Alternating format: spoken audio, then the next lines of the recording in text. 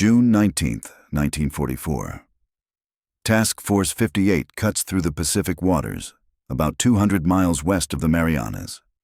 The mighty carriers, USS Enterprise, Lexington, Bunker Hill, Yorktown, and 11 others, launch waves of Grumman F6F Hellcats toward the oncoming Japanese fleet.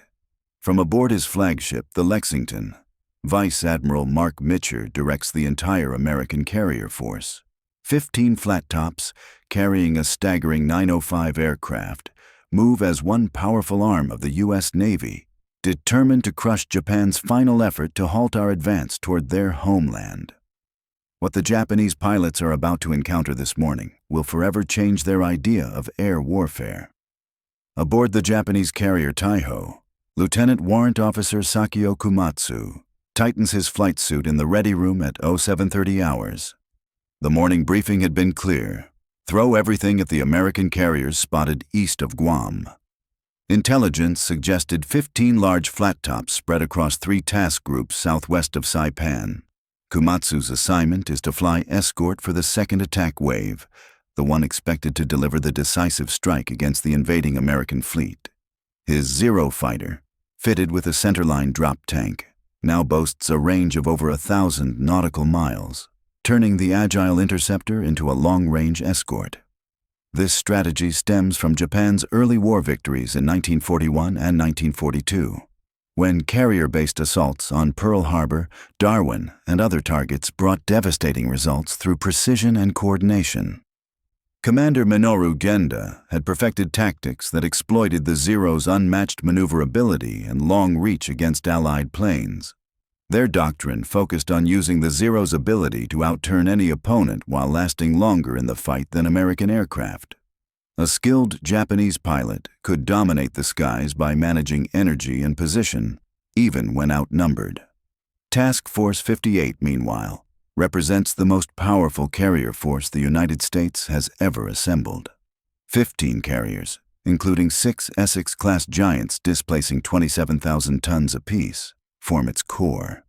These American ships were built tough, their reinforced flight decks designed to handle heavier aircraft. Unlike Japan's lighter carriers, which traded strength for capacity, the U.S. fleet prioritized durability and damage control, even if it meant sacrificing a bit of speed. It was a philosophy born from hard lessons learned early in the war. The Grumman F6F Hellcat, which entered service in late 1943, was America's direct answer to the Zero. Designed using captured enemy aircraft and first-hand combat reports, the Hellcat weighed in at about 12,000 pounds fully loaded. Its heart was a 2,000-horsepower Pratt & Whitney R2800 double Wasp engine, capable of pushing it to 380 miles per hour. The pilot sat protected by more than 200 pounds of armor plating shielding the cockpit, oil cooler, and fuel system. Self-sealing tanks reduced the chance of fiery explosions under fire, and 6 50-caliber Browning machine guns, each loaded with 400 rounds, gave it a devastating punch that no Japanese fighter could match. From the decks of Taihō, Shōkaku, and Zuikaku, the Japanese strike group roars into the air, 128 aircraft strong, climbing to 24,000 feet as they push east toward Task Force 58. As we made our initial approach, none of us spotted a single American aircraft, which told me we'd caught the enemy fleet off guard. It looked like we still had the element of surprise. Most of the men flying beside me were practically fresh out of training. Many had earned their wings just months earlier, with barely 100 hours of flight time total. The war had been chewing through pilots so fast that command had to cram what used to be 3 years of instruction into just 6 months by late 1943. Training had become a rushed affair. We spent most of our time learning navigation and formation flying, while basic combat maneuvers were barely touched on. Practicing carrier landings wasn't much better. The average pilot managed maybe 5 successful traps before being sent off to fight. Lieutenant Junior Grade Tishi Yamamoto stood out among us. He was one of the last veterans still flying, with more than 600 hours logged since the early days of 1941. He'd flown over the Dutch East Indies and Rabaul back when our Navy ruled the skies. Back then, the Zero still had its legendary reputation. Through most of 1942, It seemed unbeatable despite the growing pushback from the Allies. That illusion started to crack during the Guadalcanal campaign. The Americans had figured out new tactics that chipped away at our edge. The thatch weave, a clever defensive move, canceled out the Zero's turning advantage, and their hit-and-run attacks exposed how vulnerable we were without armor protection. Flying just off Yamamoto's wing was Ensign Hiroshi Tanaka, one of the new kids. He'd finished his shortened flight course barely 10 weeks earlier, with a total of 75 hours in the air and little more than textbook knowledge about dogfighting.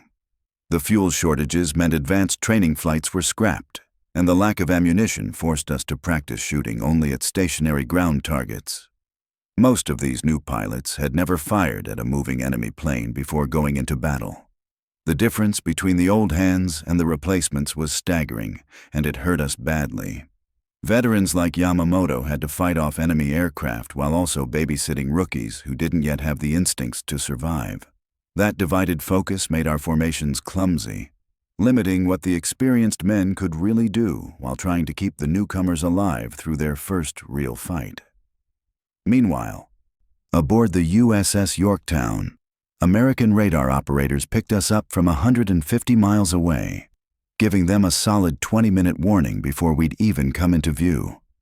Fighter directors aboard the carrier guided their defending planes precisely, using radar to steer them toward intercept points with pinpoint accuracy. This kind of coordination turned air defense from a desperate scramble into an organized interception, giving them altitude and position before the fight even began. The fighter direction system was something truly new, a product of 2 years of hard-earned experience in combat. Each carrier had its own combat information center, where trained officers watched radar screens and tracked every contact in the sky. Through radio links, those officers could feed real-time instructions straight to the pilots, telling them where to move and when to strike. That centralized control made their defenses frighteningly efficient, allowing them to mass fighters right where they were needed most.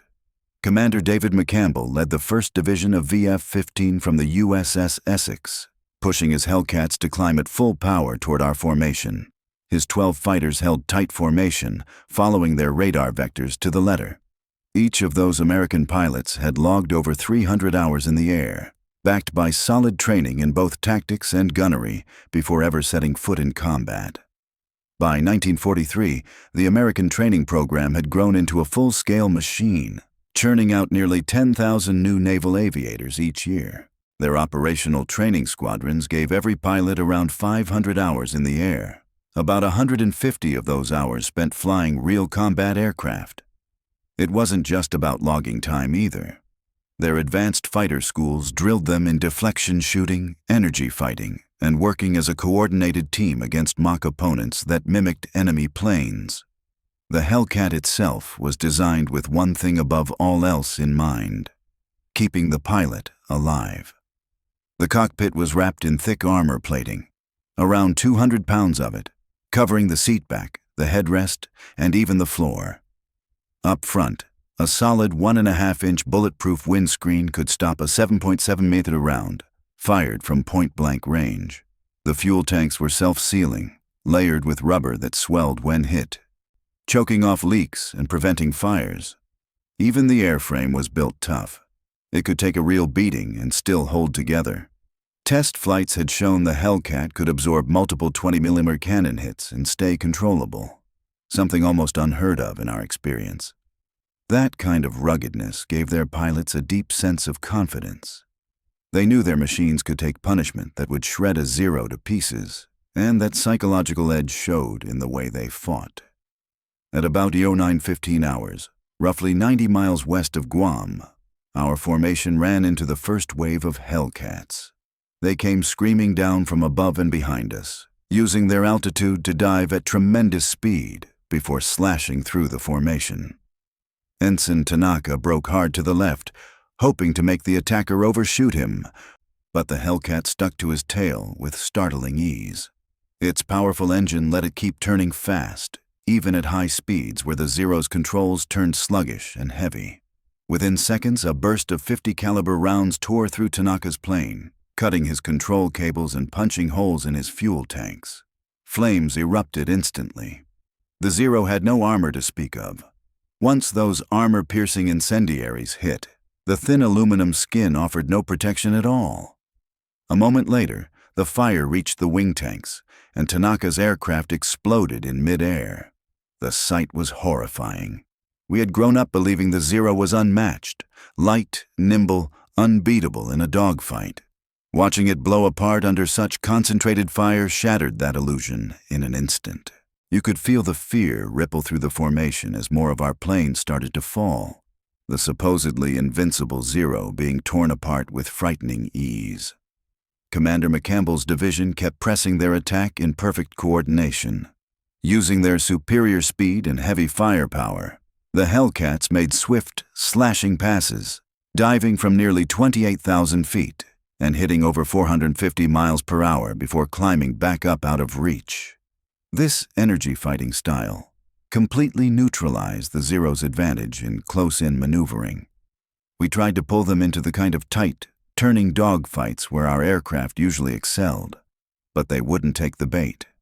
The Americans fought their own kind of fight, fast, disciplined, and devastating. Every Hellcat pilot I knew flew with a strict sense of discipline, especially when it came to managing energy in a fight. We all understood that diving into slow, turning dogfights was suicide. That was the Zero's playground, not ours. Instead, we kept our speed up and relied on teamwork. Each pair of wingmen worked together like clockwork, with one covering while the other attacked, and both staying aware of where everyone else was. It wasn't luck. It was the result of countless hours of tactical training that drilled section and division maneuvers into our heads until they became second nature. Our radios gave us a huge edge, too. The Hellcat carried strong, reliable sets that cut through the static, even with dozens of transmissions going at once. The Japanese, though, weren't so fortunate. Their radios were noisy and unreliable, full of feedback that made coordination nearly impossible. Many Zero pilots ended up switching them off altogether, depending instead on hand signals and whatever formation they'd been briefed on before takeoff. That kind of communication breakdown only made things worse once the shooting started. Their formations broke apart fast under the pressure of our coordinated attacks. In the first big clash, the Japanese paid dearly for it. 12 Zeros went down in less than 8 minutes, shredded by our guns. Watching it unfold, we started noticing things that didn't match the intelligence reports we'd been given. Their marksmanship was terrible. Most of their bursts went wide or passed harmlessly behind us. Their evasive maneuvers were easy to read, the kind you'd expect from pilots who hadn't had much real training. Some even gave up solid attack positions out of confusion or hesitation, missing chances to hit us when they briefly had the upper hand. Lieutenant Alexander Vatsu from VF-16 aboard the Lexington ran into another group trying to punch through our fighter screen. His section, 4 Hellcats, took on 12 enemy planes and tore them apart in a matter of minutes, downing 6 in just 8 minutes of fighting. Vats fired only about 360 rounds out of his 2,400-round load, which said a lot about how good our gunnery training really was. The power of those 650 caliber machine guns was brutal. Short, controlled bursts could rip a Zero apart. Wings snapped off, engines blew, and fuel tanks went up in fireballs. As the morning went on, the gap in technology became painfully clear. Our Hellcats could take multiple hits from their 7.7mm guns and keep flying without serious damage, but our fire tore their planes to pieces with just a few seconds of shooting. We often saw enemy aircraft literally coming apart in the air, some exploding after 2 or 3 seconds of solid hits. The Zero's 20mm cannons could have been dangerous, but their low muzzle velocity and tiny ammunition loads made them more bark than bite. Many Japanese pilots burned through their cannon rounds too quickly, leaving them stuck with weak rifle-caliber guns for the rest of the fight. Meanwhile, our radar-directed fighter control kept the whole defense running like a well-oiled machine. The fighter directors watched everything through radar and pilot reports, guiding fresh Hellcat flights to intercept new waves before they could organize. That system meant the Japanese never managed to launch a truly coordinated attack on the carrier group. Their planes came in scattered, meeting tight American formations already set in perfect defensive positions. One after another, those raiding groups were chewed up before they ever got close enough to do any real damage. Vice Admiral Jizaburo Ozawa launches his second wave at 8:56 hours, comprising 128. I remember that morning like it happened yesterday. At 8:56 in the morning, Vice Admiral Jizaburo Ozawa sent off his second attack wave, 128 planes from every carrier he still had in action. That force was made up of 48 Zero fighters, 53 Judy dive bombers, and 27 Jill torpedo bombers. The whole idea was to crush our defenses by sheer numbers alone, but most of their pilots were still learning the ropes. You could tell right away that they did not have much experience flying in tight formation. Before long, their group started breaking apart as they made the long flight toward us. Some got completely lost, circling aimlessly over the ocean and burning up their fuel before they ever saw our ships. I was flying with Fighting Squadron 31 off the USS Cat when we picked up the lead elements of that second wave. They were about 60 miles out from our task force. My group of Hellcats came in high, with the sun at our backs. They never knew we were there until we started shooting. The Japanese pilots had not kept a proper lookout, so our surprise was complete. Within minutes, 5 enemy planes were spiraling down into the ocean, leaving trails of fire and smoke behind them. The rest tried to push through and continue their attack, but they ran straight into more of our fighters waiting at different heights. Every time, our intercepts followed the same pattern. We dove down from above, struck hard, and then climbed right back up into position for another pass. The Hellcat had a big edge when it came to power and speed, and we knew how to use it. We stayed in control of every fight, never giving the enemy a clean chance to shoot back. That kind of dominance did not happen by accident. It came from better planes and better training. The Hellcat could climb faster, dive harder, and take a beating without falling apart. We had learned how to manage our energy in combat, keeping our speed up where the enemy's planes just could not keep up. The Japanese had been trained for tight, low-speed turning fights. Up at high speed, their Zeros felt stiff and unresponsive, almost helpless. That second wave hardly made a dent in Task Force 58. What few planes got through our fighter screen arrived in scattered groups. The destroyers and cruisers guarding us threw up thick walls of anti-aircraft fire that tore their formations apart even more. Only a handful of Japanese aircraft got close enough to see the carriers, and they met concentrated defensive fire from every direction. Proximity-fused shells burst all around them, filling the sky with lethal fragments. Out of the entire attack, just one torpedo bomber managed to drop its weapon, and the battleship Indiana dodged it easily with a quick, well-timed turn. A little later that morning, around 11 o'clock, Commander McSell led the 2nd Division of Fighting Squadron 15 into battle with the 3rd Japanese wave. He had 12 Hellcats against more than 40 enemy planes. The fight lasted about 20 minutes, with aircraft twisting and diving all over the sky. McSell himself shot down 7 enemy planes, and his wingman, Lieutenant Roy Rushing, destroyed 4 more. That fight showed what made the difference between us and them: training and discipline. Our pilots knew exactly how to turn every mistake the enemy made into an advantage. The Japanese formations broke apart, and soon each of their pilots was fighting alone, just trying to survive instead of completing their mission.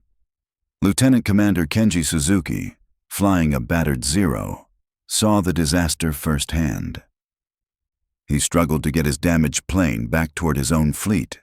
His aircraft was shot full of holes from .50 caliber rounds, through the wings, the fuselage, even the tail. One of his elevator cables was snapped, and his engine was coughing and sputtering the whole way home. The losses that day were worse than anything the Japanese had faced before. Not even the Battle of Midway had been this bad. At least at Midway, some of their planes had hit American ships. This time, they lost dozens of aircraft and far too many skilled pilots, while accomplishing almost nothing. When the few surviving pilots finally made it back, Their reports shocked their superiors. They spoke of facing a brand new American fighter unlike anything they had ever seen. It could climb faster, turn better at high speed, and take damage that would tear any Zero apart. Before this battle, Japanese intelligence believed our planes were still the old F4F Wildcats, slower, heavier, and less agile than their new Zeros. But they were wrong. The Hellcat's ability to climb faster, turn tighter at high speeds, and take an unbelievable amount of punishment destroyed every single belief the Japanese had built their tactics around. It was like our fighter had been designed specifically to hit the Zero right where it hurt most, stripping away everything that once made it feared. Back on the carrier Taihō, Admiral Ozawa began receiving scattered reports, each one worse than the last. All 3 attack waves had been torn apart. The few pilots who made it back alive spoke of a sky filled with American planes, Hellcats coming from every height and every direction at once. Our defense was so tight, so well coordinated, that the enemy never had a chance to group up for a solid strike. Instead, they were picked off piece by piece. Radio intercepts confirmed what we were seeing firsthand. Our losses were minimal, even though we had faced far greater numbers that morning. On the Japanese carriers, air officers tried to count how many planes were missing. The numbers told the story clearly. Their first wave had sent out 69 aircraft, and only 27 limped back, many of them shot full of holes and barely holding together. The second wave had been hit even harder. Out of 128 planes, only about a third made it home. Those were not just lost machines. They were the loss of pilots who had taken years to train during peacetime. That morning's defeat was more than just a tactical failure. It marked the beginning of the end for Japan's naval air power. The pilots who returned were not the same men who had left. You could see it in their faces and hear it in their voices. The shock of what they had just gone through clung to them. Many of the younger ones, who had only finished flight school a few weeks earlier, spoke about the fear they felt facing American fighters that seemed almost impossible to bring down. Their 7.7mm machine guns barely scratched our planes, while our 50 caliber rounds tore through their Zeros like they were made of paper. That old myth about the Zero being unbeatable, well, that died right there in the Pacific. Veteran pilots like Yamamoto could not understand what had happened. Just a couple of years earlier, they had ruled the skies. Their battle tactics, the same ones that worked so well in China, Southeast Asia, and across the early Pacific campaigns, suddenly meant nothing. The enemy no longer played by their rules. We fought where their planes could not perform, and they had no answer for it. All the pride they once had in their technical edge and flying skill collapsed in a single morning. Aboard the Japanese carriers, the mood was grim. Morale sank fast. Mechanics and armorers who had worked through the night to ready the planes stood by helplessly, staring at the empty spots on the flight deck where aircraft should have returned. Those decks had been built to handle 75 planes each, but now only a handful sat scattered here and there, damaged, burned, or out of action. Men walked the decks in silence, scanning the horizon for friends who would never come back. The human cost of that morning was written in every face. Admiral Ozawa stood on his bridge, deep in thought. He knew exactly what those numbers meant. His once powerful air groups had been reduced to a fraction of their strength. He was supposed to launch a fourth wave, 82 planes ready to go, but his scouts reported something that made his stomach sink. Despite everything the Japanese had thrown at them, the American carriers were still fully operational, ready for another fight. And that realization hit harder than any bullet could. Mass attacks just didn't make sense anymore. Sending more pilots and planes into the fight felt like throwing lives away against an enemy that clearly had the upper hand, both in tactics and technology. But pulling back wasn't any better. That would mean abandoning the garrison on Saipan and admitting defeat in what our planners had called the decisive showdown for control of the Pacific. The situation only got worse as communication between the senior commanders and the men in the air completely broke down. With no reliable reports, it became nearly impossible to get a clear picture of the battle. The few surviving pilots gave conflicting accounts. Some said the enemy was countless. Others insisted they were outnumbered but just too skilled. Meanwhile, the staff officers back at headquarters scrambled to piece together any sort of coherent analysis from the chaos. Our traditional mindset didn't help either. The Japanese military had always put faith in spiritual strength over material advantage, and that way of thinking made it hard for anyone to honestly assess just how much better the Americans' machines really were. Many of our commanders simply refused to believe that U.S. fighters could completely dominate our naval aviators, even when we had them outnumbered. The truth was that the F6F Hellcat was a masterpiece of engineering, designed with every aspect of air combat in mind. Its Pratt & Whitney R2800 double wasp engine churned out a massive 2,000 horsepower, nearly twice what the Zero's Sakai 21 engine could deliver at 1,130 horsepower. That extra muscle gave the Hellcat the edge in climbing, accelerating, and performing at higher altitudes, where the thin air made the Zero's already poor power-to-weight ratio even worse. The Hellcat could shoot up at 3,500 feet per minute compared to the Zero's 2,600, letting American pilots keep the energy advantage from start to finish in every dogfight. On top of that, the Hellcat packed 650 caliber Browning machine guns, each with 400 rounds, plenty of ammo for multiple passes without having to worry about running dry. Those guns spat out 850 rounds per minute at a muzzle velocity of 2,900 feet per second, firing armor-piercing incendiary rounds that could punch through engine blocks and set fuel tanks ablaze.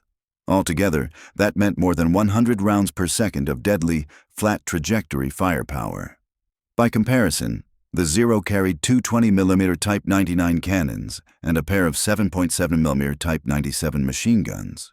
On paper, a mix that looked impressive thanks to the explosive cannon shells.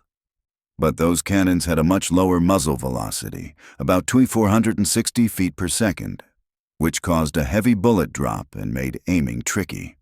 Worse yet, the limited ammo supply of just 60 rounds per cannon meant pilots had to make every shot count. When you only get a limited number of rounds per cannon, you've got to make every shot count. It forces pilots like me to hold back, to pick our moments carefully instead of spraying bullets all over the sky. That kind of restraint really slows down the rate of fire when the fight drags on. Our old 7.7mm machine guns just don't pack enough punch to take down those tough American fighters. Even with 700 rounds in each gun, it's not enough to make up for the lack of real armor-piercing power. The Americans, on the other hand, have radar systems that completely change the game. Their early warning and fighter control setups give them a huge tactical edge. The SK Air Search radar can spot incoming aircraft from about 100 miles out, and the SM Height Finding radar can pin down their altitude within 500 feet. All that information goes straight into their combat information centers, where trained officers plot every contact on big vertical display boards. Then, the fighter director officers use VHF radios to guide their pilots, giving out clear instructions that cut through static and interference like it's nothing. This whole setup turns air defense from a bunch of lone pilots reacting on instinct into a well-coordinated team effort. Every move is planned and precise, squeezing every bit of efficiency out of their defenses. Back on the Japanese carriers, things are a lot rougher. Most ships don't even have proper radar, so they're stuck relying on lookouts and visual spotting to track incoming planes. The few carriers that do have the Type 21 air search radar can only detect targets up to about 60 miles away, and even then, it's unreliable and throws up plenty of false alarms. There's no system to find altitude, and no integrated fighter direction either, so the Japanese combat air patrols basically fend for themselves, still following outdated pre-war tactics. Without centralized control, it's almost impossible to assign fighters effectively when multiple enemy raids show up. It leaves us with very little flexibility once the shooting starts. By the end of 1944, the difference in pilot training is staggering. A new Japanese Navy pilot might have barely 40 hours of flight time when he graduates, while an American pilot at the same point would have logged at least 525 hours. The Americans don't just fly longer, they train smarter. Their pilots spend a lot of time on gunnery practice, using camera guns that record their aim during mock dogfights. They drill formation flying too. learning how to manage their energy, cover each other, and use coordinated section tactics. Their advanced training units are staffed with seasoned combat pilots rotating out of frontline squadrons, so the lessons come straight from real experience. Meanwhile, our replacement pilots average only about 100 hours total in the air, and most of that's in outdated training planes. Fuel shortages mean we do a lot of ground instruction and barely any real flying. Many rookies head into combat without ever having fired their weapons at a live target. Formation practice becomes more about looking sharp than fighting smart. The shortened training leaves out vital skills like aerobatics, instrument flying, and night operations, things that used to be considered essential before the war. Because of that, the gap in skill between American and Japanese pilots just keeps getting wider, making the performance difference between our planes even more obvious in every dogfight. Still, despite the heavy losses from earlier attacks, the Japanese press on with a fourth wave. Admiral Ozawa sends out his last 82 planes, hoping to inflict at least some damage on the American carriers before retreating west. But luck isn't on their side. By then, the American carriers have recovered, refueled, and launched fresh waves of fighters. Our aircraft fly straight into a wall of Hellcats waiting at different altitudes, cutting us down with cold precision. By around 2:30 in the afternoon, American search planes spot our fleet about 275 miles northwest of Task Force 58. Admiral Mitcher wastes no time.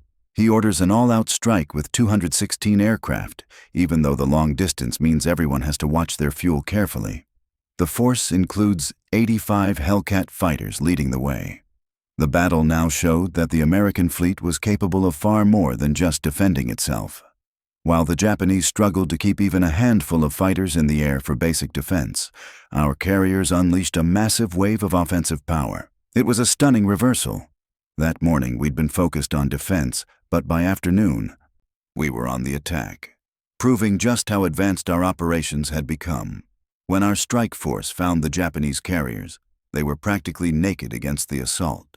Barely 35 operational fighters left from the more than 400 they'd started with that morning.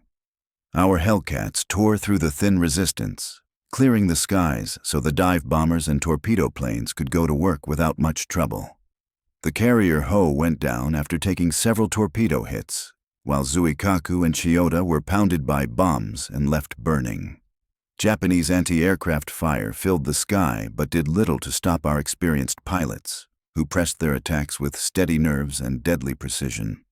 By the time we turned home, the sun had already dipped below the horizon, and darkness made the return flight a nightmare. Many pilots couldn't find their carriers in the blackness of the sea. Then Admiral Mitcher made a bold, almost unthinkable move. He ordered every carrier to light up. Searchlights, deck lights, the works, all turned on despite the danger from enemy submarines. It was a calculated risk that put the safety of his air crews above ship security, and it spoke volumes about our confidence in the overall situation. Even with that help, we lost around 80 aircraft. Some ran out of fuel, others crashed trying to land at night, but thanks to the destroyers that raced through the darkness pulling men from the water, we recovered about 85% of our air crews. The next morning, there was no rest. The carriers were already preparing new search missions to track down the retreating Japanese fleet. Admiral Ozawa knew the fight was over. His withdrawal was an admission of total defeat. Only about 35 planes were still flyable out of the 430 he'd begun with. They'd entered the battle expecting a decisive victory, and ended up confirming only one thing: American air power ruled the Pacific. The numbers told the story. For every American loss, Japan had lost more than 10. Their naval air force, once the terror of the seas, was effectively destroyed as an offensive weapon. And the consequences reached far beyond that day. Japan no longer had the means to rebuild its carrier air groups before we reached their home islands. The Battle of the Philippine Sea proved something undeniable. When advanced technology meets superior training, even the strongest enemy doctrines can be shattered, no matter their skill or courage. For years, Japan's Navy had earned its fearsome reputation with top-notch planes and brilliantly trained pilots, dominating from 1941 through 1942. The Zero fighter, fast and agile, outmaneuvered nearly everything we had back then, and their pilots gained experience from campaign after campaign. That combination gave them not just an edge, but a kind of psychological dominance. Allied pilots went into combat expecting to lose, but that changed with the arrival of the Hellcat. It was built from the ground up to counter every strength the Japanese had, and once it entered the skies, the balance of power flipped overnight. When the Hellcat was built, American designers didn't shy away from adding a little extra weight. They loaded it with armor and fitted it with self-sealing fuel tanks, features that made the difference between limping home and blowing up in flames. A Zero might disintegrate after a single hit, but a Hellcat could take a beating and keep flying. Its big, powerful engine gave pilots a solid edge, letting them choose when and how to fight instead of being forced into the tight-turning dogfights where the Zero thrived. And when it came to firepower, those 650 caliber machine guns could shred the lightweight Japanese planes, which had been built for speed, not survival. But it wasn't just the planes that gave us the upper hand. It was the way we trained the men who flew them. Japan tried to crank out a few hundred replacement pilots with crash course training programs, but we were turning out thousands, all following a carefully designed curriculum based on real combat lessons. Our pilot training was like an assembly line, standardized, methodical, and effective. Every graduate came out ready for action, and because of that system, no single pilot was irreplaceable. Each one fit into the broader machine of naval aviation, a cog that could be swapped without grinding the system to a halt. Technology also played a huge role in shifting the balance. Our radar-directed fighter control system multiplied our combat power far beyond what individual aircraft could do alone. Controllers could vector fighters to the right spot long before we ever saw the enemy, wiping out Japan's old advantage of surprise.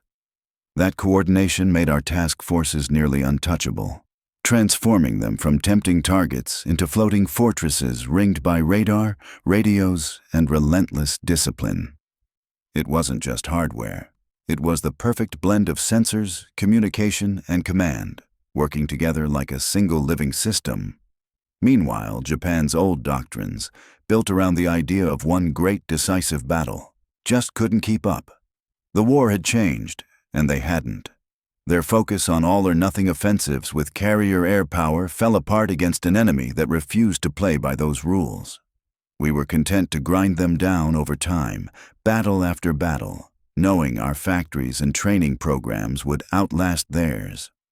That patience, combined with overwhelming industrial strength, meant that even if we lost a fight here and there, we were still destined to win the war. The real tragedy for Japan wasn't just in the planes they lost, but in the people. Their pre-war aviators were a small, elite group, men who'd spent years perfecting their craft through brutal selection and training. Once those veterans were gone, there was no way to replace them. The rushed wartime training programs turned out pilots who were barely competent, and they paid the price. The less experienced they were, the faster they died, and the faster they died, the weaker their air force became. It was a downward spiral they could never pull out of. Even after that brutal day, Task Force 58 kept right on working off the coast of Saipan. The Japanese tried to use their remaining carriers to disrupt our landings, but it was no use. On the morning of June 20th, we were already back in the air, searching for their fleeing fleet and keeping up our defensive patrols in case of land-based counterattacks. For those of us who'd fought the day before, it almost felt surreal. The skies had been so one-sided that some pilots joked it was like an old-fashioned turkey shoot, and the nickname stuck. It summed things up perfectly. A lopsided fight where skill, technology, and preparation made the difference. When the numbers came in, they were staggering. Japan had lost 445 aircraft, 395 from carriers and about 50 from land bases. We'd lost 123 in total, but 80 of those weren't from enemy action at all. They were operational mishaps, accidents in the chaos of war. Only 43 of our planes fell to enemy fire during 2 days of combat. The kill ratio, 10-1, beat anything we'd ever seen before, even at Midway. But the real blow came in the loss of more than 400 Japanese pilots. Among them were veteran instructors pulled from flight schools, the last of their truly experienced airmen. With them gone, Japan's naval aviation wasn't just beaten, it was finished. When Admiral Ozawa sent his report back to Combined Fleet Headquarters, even he couldn't deny what had happened. Japan's carrier aviation was finished as an offensive weapon. Sure, they still had ships and a handful of planes, but without experienced pilots, those carriers were little more than floating targets. The fleet that had sailed out dreaming of a decisive victory came home only proving one thing beyond doubt. American air power ruled the seas. The bigger picture became clear soon after. With Japan's naval air arm shattered, our forces kept pressing closer to their homeland, facing little to no opposition from the once feared Imperial Navy. The Battle of the Philippine Sea didn't just win a battle, it marked a turning point in how wars at sea would be fought. What we demonstrated there, the use of radar, communications, and coordinated fighter control, became the model every navy in the world would try to follow in the years after the war. We also changed how airmen were trained and protected. Before the war, it was almost accepted that pilots were expendable, but we proved that wasn't necessary. Aircraft built to keep their pilots alive, combined with systematic large-scale training, became the new standard. The Hellcat itself lived on well past World War II, even serving in Korea, retooled for ground attack missions that made full use of its tough frame and heavy guns. In the end, it wasn't just courage that decided the outcome. It was America's sheer industrial might. We didn't just build planes. We built them faster, better, and in numbers Japan couldn't even dream of matching. Our factories could roll out thousands of aircraft each month and send along the trained pilots to fly them.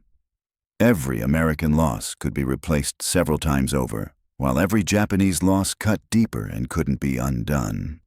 The numbers tell the story better than any headline. In 1944 alone, the U.S. produced 96,000 aircraft. Japan, despite throwing everything it had into the effort, managed only about 28,000. That gap sealed their fate. And the Hellcat, that rugged, forgiving beast of a fighter, stood at the top of it all. It scored 5,223 confirmed kills against just 270 losses, a staggering 19-1 kill ratio. No other American fighter even came close. The Hellcat alone accounted for 3/4 of all Navy air victories, and it didn't even enter service until halfway through the war. Its design philosophy, protect the pilot, pack heavy firepower, and favor reliability over sleek performance, was vindicated 1,000 times over. Veterans who flew her still talk about how forgiving she was, how she could take brutal damage and still get you home. That kind of toughness saved lives, plain and simple. As for Japan, they never recovered from what we later called the Marianas Turkey Shoot. After that, their once proud naval air arm was reduced to desperation, sending young men on one-way kamikaze missions that achieved almost nothing in return. In just one day of combat, decades of knowledge, training, and tradition were wiped out, erased by a combination, the Zero Fighter, once the very symbol of Japan's air dominance, became a relic almost overnight, a reminder of how quickly technology could turn the mighty into the obsolete. Against our newer American planes, it wasn't a terror anymore. It was a target. The psychological blow ran deeper than just losing battles.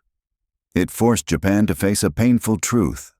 No amount of spirit or willpower could make up for the overwhelming industrial strength of a modern democracy armed for total war.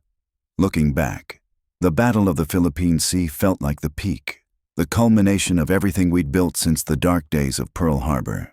What started as desperation and recovery turned into a masterpiece of organization, technology, and sheer industrial willpower. The same carrier forces Japan had tried to wipe out in 1941 had come back tenfold, bigger, stronger, and smarter, with better aircraft, seasoned pilots, and advanced tactical doctrine that no one else could match. Our journey from struggling defense to confident dominance wasn't luck. It came from discipline, from analyzing every battle, improving our machines, refining our training, and using our vast industrial resources to keep pushing forward. The Hellcat itself represented that transformation. Born from lessons learned in defeat, it became the instrument of purposeful superiority, a fighter built not to react, but to dominate. After the battle, Admiral Mitscher's report summed up the victory in full. He acknowledged that our success had been total, but he also gave credit to the circumstances, that the Japanese had struck exactly where we were strongest, against defenses we'd spent months perfecting. Radar detection, fighter direction, and the unmatched performance of our aircraft all combined to create the perfect storm for defense. Still, Mitscher was careful not to let triumph turn into complacency. He warned that future enemies might not fight the same way, that they might turn to unorthodox, even desperate tactics. His prediction came true soon enough with the rise of the kamikaze, but behind all those reports and numbers were the men in the cockpits. Their stories reminded us that even in victory, war never loses its cruelty. Some of our pilots described the eerie feeling of shooting down enemy planes almost effortlessly, watching them fall one after another, and feeling a strange pity for those young Japanese airmen, brave but hopelessly outmatched. Japanese survivors, on the other hand, spoke of horror and helplessness, watching their comrades die in flames without ever having a real chance to fight back. In their eyes, the enemy, us, seemed untouchable. That was the true tragedy of it all. Technology had tipped the scales so far that courage alone couldn't even the odds. For all its talk of progress, war still came down to human suffering, multiplied by the machines we built to win it. The Marianas Turkey Shoot, as it came to be known, entered aviation history not just as a stunning victory, but as proof that mastery of science, production, and organization could outweigh even the fiercest fighting spirit. It showed that in modern war, it wasn't enough to be brave. You had to be prepared, trained, and equipped by an industrial giant capable of sustaining the fight. Japan's dream of winning a decisive battle through traditional carrier warfare ended that day in total disaster. By June 1944, the same Imperial Navy that had once ruled the Pacific could no longer mount any meaningful offensive. The defeat forced Japan's leaders to confront something far greater than a lost battle: the realization that in the industrial age, war itself had changed. No matter how clever the tactics or how fierce the will, they simply couldn't match America's production power. Yet even with the math against them, even with the certainty of defeat, Japan chose to keep fighting. It wasn't strategy that drove them anymore. It was pride. A cultural inability to accept surrender, no matter the cost, of better machines, better training, and the unstoppable momentum of an industrial superpower. Calculation. The rise of the kamikaze, pilots willing to die crashing their planes into American ships, grew out of that very contradiction. Japan's leaders knew the war was lost, but they couldn't face what that truly meant. So they turned to desperation, trying to turn death itself into a weapon. The blow at the Philippine Sea didn't just end in the skies. On June 19th, American submarines delivered another crushing setback. Two of Japan's most important carriers, Shōkaku and Taihō, went down within hours of each other. Shōkaku, a veteran of nearly every major carrier battle since Pearl Harbor, was struck by torpedoes from the USS Kavala while refueling her planes. Moments later, explosions ripped through her decks, and she slipped beneath the waves. Taihō, Japan's newest and most advanced carrier, seemed indestructible with its armored flight deck, but even she wasn't immune to fate. A single torpedo from USS Albacore ruptured her fuel system, leading to a catastrophic vapor explosion that tore the ship apart. Those losses weren't just about losing two hulls. They took with them entire crews whose knowledge and experience had taken years to build. Men who could never be replaced in time to matter. The technological and training advantages we displayed during the Marianas Turkey Shoot didn't fade after that day. They became the blueprint for the rest of the Pacific War. From that point on, our forces pushed forward relentlessly, closing in on Japan island by island, while the enemy fought back with increasing desperation and diminishing results. By 1944, the same carrier task forces that had once been seen as vulnerable targets were now the unstoppable hammer of American power.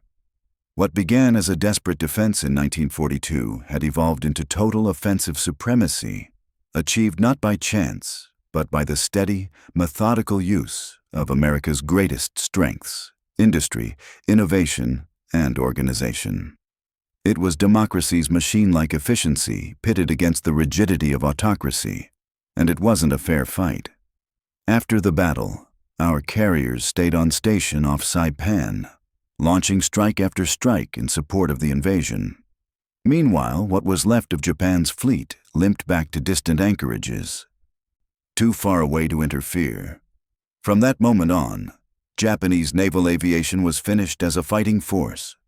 The airfields we secured on Saipan, Tinian, and Guam soon became home to the mighty B-29 bombers, the ones that would eventually carry the war straight to Japan's home islands.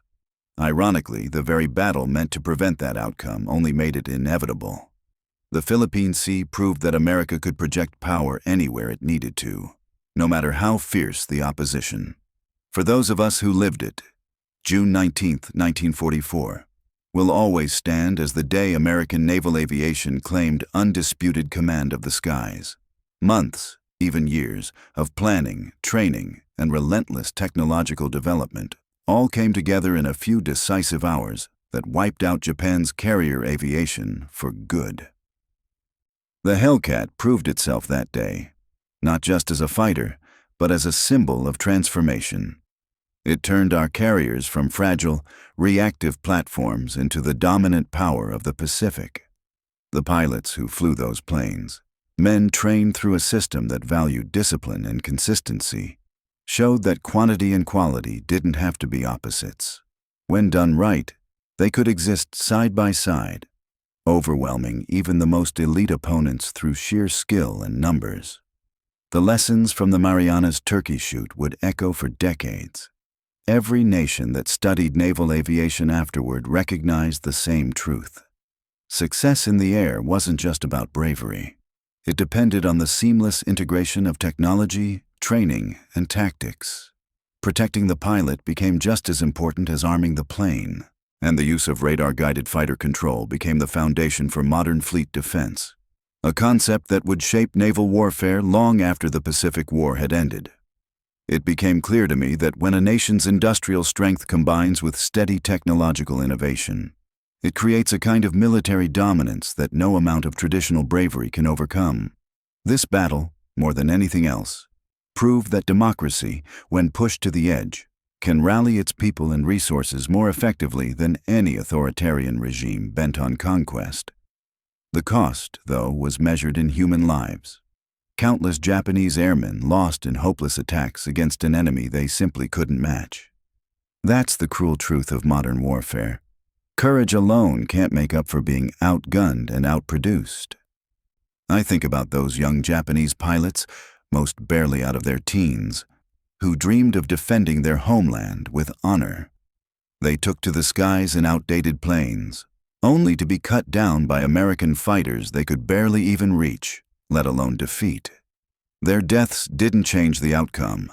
All they did was prove how far American technology and training had come, while draining Japan of the last of its skilled aviators.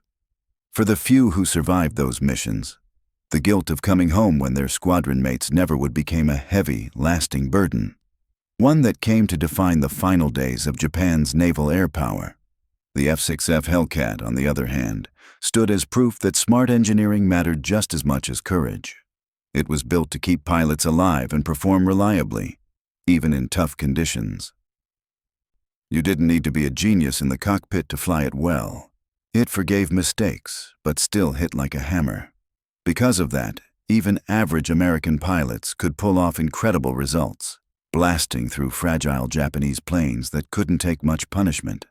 The Japanese Zero, once the pride of their fleet, demanded absolute perfection from its pilots. It offered no margin for error, and when Japan ran out of experienced flyers, that perfection became impossible. What used to be an advantage turned into a deadly weakness. That contrast in aircraft design said a lot about the two cultures themselves. One focused on protecting its people and sustaining effort, the other willing to sacrifice lives to meet impossible goals. By the time of the Battle of the Philippine Sea, the days of balanced, evenly matched carrier battles were over. American training, technology, and sheer production power had tilted the scales completely. The fighting wasn't really a contest anymore. It was execution. The results were decided long before the first shots were fired. On June 19th, those Japanese pilots who took off from their carriers were, in truth, flying into their own destruction. They had no realistic chance of success against the Americans' defenses. The term Great Marianas Turkey Shoot captures it perfectly. A lopsided fight where one side holds all the advantages and the other never really stood a chance. That victory at the Marianas wasn't just about one battle. It showed that when a nation builds overwhelming strength, the outcome becomes inevitable no matter what the enemy tries. The effects of that so-called turkey shoot stretched far beyond those few days. Japan never recovered from it. They simply couldn't rebuild their carrier air power before the end came. Think about it. The pilots lost in that single morning represented years of training and experience. Each one of them had been shaped through long, careful instruction, and once they were gone, that kind of knowledge couldn't be replaced overnight. The emergency training programs that followed just turned out barely capable replacements who lacked the skill and instinct the veterans had earned in combat. And worse, when those veterans died, they took with them a lifetime's worth of hard-earned lessons. Things you can't teach from a manual or pass along in a few hurried classes. The entire foundation of Japan's naval aviation collapsed under its own weight. The new, inexperienced pilots who filled the gaps were thrown into impossible situations, suffering heavy losses that only deepened the decline. It became a downward spiral that Japan couldn't pull out of.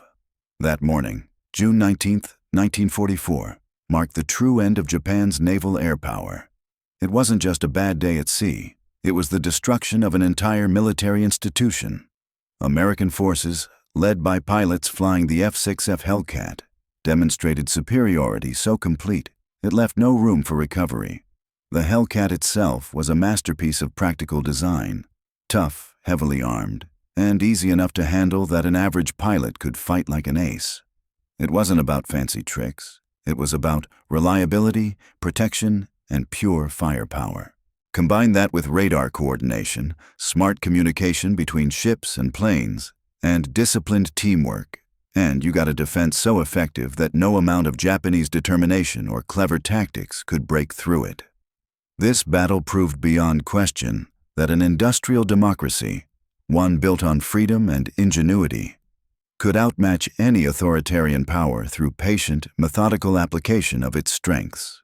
While Japan clung to ideals of spirit and sacrifice to overcome shortages, America leaned on innovation, training, and organization. And in the end, that made all the difference. The Marianas Turkey Shoot will always stand as the turning point, the moment when American naval aviation took absolute command of the Pacific skies. From that day forward, Japanese carriers that once ruled the ocean became little more than floating targets, helpless against waves of American aircraft they could no longer stop. When I think about the journey from the shock of Pearl Harbor to the dominance at the Philippine Sea, it says something powerful about what a free nation can do when its back is against the wall. Democracy, when fully awakened and united, doesn't just survive. It regenerates. It learns, adapts, and strikes back harder than before. That battle became living proof that freedom, when properly armed and led, can overcome tyranny, no matter how strong that tyranny might seem at the start. Those who mistake early success for lasting dominance forget that in the long run, free people fight not just to win, but to endure.